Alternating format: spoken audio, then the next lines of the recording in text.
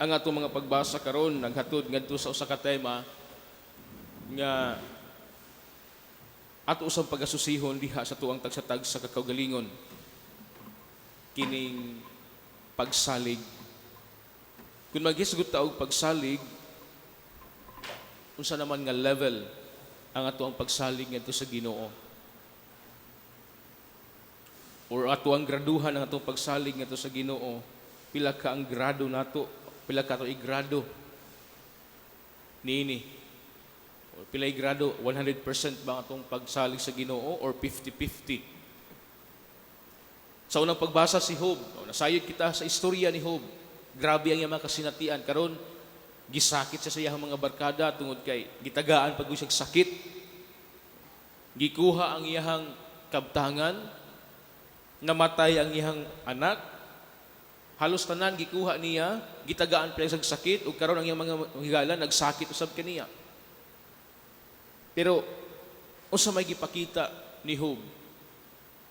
Alang ka nato mga Kristiyanos. Unsa man iyang gipadayag, unsa man iyang buot ipasunod ka nato ang mga Kristiyanos. Unsa mang panag-ingnan ang iyang gipakita alang ka nato. Bisan pa man siya makasinatian, bisan pa man nga naasa sa mga pag-antos, mga kalisod, bisan pa man halos rang gikuha na kaniya, apan ang iyang pagsalig ngadto sa Ginoo, pabilin nga hugot, pabilin nga lalom, pabilin nga 100% ang iyang pagsalig sa Dios. Misalig siya nga doon na siya tigpanalipod sa langit. Misalig siya og bituo nga ang Dios manalipod kaniya bisan pa man gisulay sa pag-ayo, bisan pa man nag-anto sa pag-ayo, bisan pa man halos tanan gikuha na kaniya, apan misalig paghihapon siya sa Ginoo, 100% ang iyang pagsalig ngadto kaniya. Muna ang si Job, mao'y naghatag ka nato dakong panig-ingnan, ilabi na kung kita ana sa mga kalisdanan. Kung ana kita sa kalisod karon, kung ana kita sa mga pag-antos karon, mahimong basahon nato ang istorya ni Job diya sa Biblia. Mahimong pamalandungan nato ang istorya ni Job diya sa Biblia. Kung unsa kahugot ang pagtuo pagsalig ngadto sa Ginoo. Kung nakaya ni Job ang iyang mga pag-antos sa dinhi pa sa kalibutan, makaya usab kini kanato makigsunan ko ni Kristo. As long as atong ihatag atong 100% ka pagsalig ngadto sa Ginoo.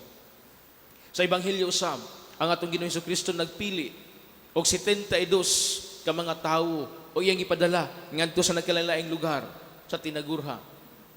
Og iyang giingnan sa inyong pag-adto, sa inyong pagmisyon ining mga lugar ha, ayaw kamo pagdalag balon ni puntil ni sudadan sa limos. So gipakita sa Ginoo iyang gitudlo ngadto sa mga tinun-an sa pagsalig sa providensya sa Dios, pagsalig sa providensya sa Ginoo. Iya kining gipahimangnuan sila. Kung asa kamong balaya dawaton, kung tagaan kamo sa pagkaon, kung pakanon paimnon kamo, hala, sige, kaon sa idalit kanila. Ug ayuha ang mga masakiton. Ibilin ang inyong panalangin inang balaya. Kung dunay masakiton diha, ayuha ang masakiton. Pero kung dili gani mo dawaton ining lungsura o ining panimalaya, taktaka ang abog nga naa siyang tiil batok kanila. Kay mas maluoy pa unya ang Dios ngadto sa Sodoma kaysa niining mga tawhana.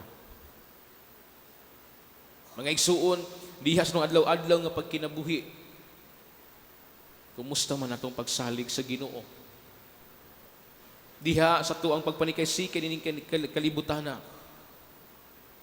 kumusta man atong pagsalig ngadto sa Ginoo? Adunay mga panahon nga usahay atong malimtan ang Dios.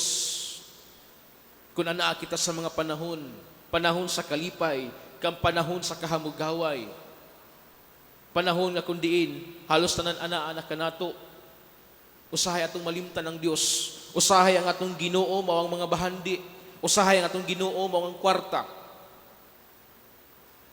Pero kung sa panahon na kita, wala na, asa man ta padulong. Sa panahon na kita naglisod, sa panahon na kita nagantos, asa man kita padulong. And sometimes, kung nakakita nini nga sitwasyon sa kinabuhi, we tend to question God. Usahay mangutana ta sa Ginoo, kung doon na bagayo Ginoo, kung anaa ba siya? Sa panahon na kita nag-anto, sa panahon na kita nagsakripisyo, atong pangutano ng Ginoo nganong giingon ani ta sa Ginoo. Atong pangutano ng Dios nganong iya tagipasinati og ningon ini. Si Job sa unang pagbasa wala gid sa mangutana kang sa Ginoo ngano siyang nag-antos. Wala sa mangutana ngano siyang gisakit. Ang iyang giingon, ang Dios mo hatag, ang Dios mo bawi. Akong daigon ang Dios hangtod sa kahangturan. Bisan ana ako niini nga mao kasinatiana, misalig ug mituwa ko sa Dios. Mo nang kita karon kung saan kita nga level diha sa atong pagsalig ngadto sa Ginoo. 100% ba kini atong gihatag sa Dios o 50-50? Sa panahon na kita nagsakit, sa panahon na kita adunay gibati nga mga balatian, ato bang gihatag atong pagtuo pagsalig ngadto sa Ginoo? O atong pagsalig ngadto sa Ginoo 50-50? Kay we seek ngadto sa mga uban nga para nato makaayo ka nato. Muadto ta sa mga uban o sa mga ubang patuo-tuo nga para nato instant kita nga maayo. Makiniangay natong pamalandungan makaigsunan ko na ni Kristo. Unsay giingon ni Jesus diha ni Santiago, kung dunay nasakit diha kaninyo, ipatawag ang mga pari sa simbahan kay magdihog siya sa lana ug ang gahom sa pagampo mag-ayo kanila. Wala mingon ang Ginoo lakaw kamo sa laing mga patuo-tuo. Kaayuhon kamo. No. Ang Dios mingon lakaw sa simbahan, ipatawag ang mga pari. Diha sa itong pagpanikaysi kaning kalibutan na magkaigsunan ko ni Kristo, atong ihatag ang pagsalig ngadto sa Ginoo. Let us empty ourselves and surrender to God. Kay ang Ginoo mo'y gamhanan sa tanan. Anaa kanyang tanan. Ang Ginoo mo'y nasayod sa itong kinabuhi. O nahibalos siya kung unsa atong gikinahanglan matag adlaw. Nahibalos siya kung unsaon kita niya pag-ayo, lawas ug kalag. Munang maningkamot kita nga itong pagsalig nga sa Dios, timos ug tinuod gayud, pagsalig nga walay duha-duha, pagsalig nga dili 50-50, kundi 100% natong ihatag ngadto sa Ginoo. Ug mosalig kita sa iyahang providensya. Mosalig kita sa iyahang mga grasya ug panalangin nga tagaan gid kita niya diha sa tuang pagkinabuhi nining kalibutana. Munang pangayoon kanunay nato ang iyahang panalangin. Pangayoon kanunay nato ang iyahang tabang. Ilabi na kung anaa kita sa kahimtang nga nagkalisod-lisod, sa kahimtang nga nag-antos. O dili lang diya sa kahimtang sa pag-antos, kundi bisan pa man wala tay gibati, bisan pa man anaa ta sa himaya, bisan pa man anaa ta sa makalipay, dili nato kalimtan ang Dios. Kanunay natong paubanon ang Ginoo. Kanunay nato sa papuy-on sa tungtag sa tag sa kakinabuhi. Aron sa ingon, siya ang kanunay magagiya kanato. Siya kanunay magadasig o maghatag kanato kusog, taliwala sa itong makasinatian nining kalibutana, makasinatian nga usahay magdala kanato ngadto sa pagkawalay paglaom. Atong pangayoon kini sa Ginoo. Inubanan sa panabang sa itong mahal nga Birhen Maria.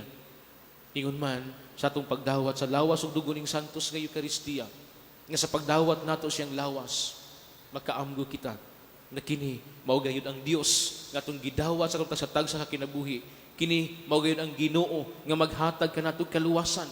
Kini mao gayud ang Ginoo nga manalipod kanato matag karon og unya di asong adlaw-adlaw nga pagkinabuhi ni kalibutana.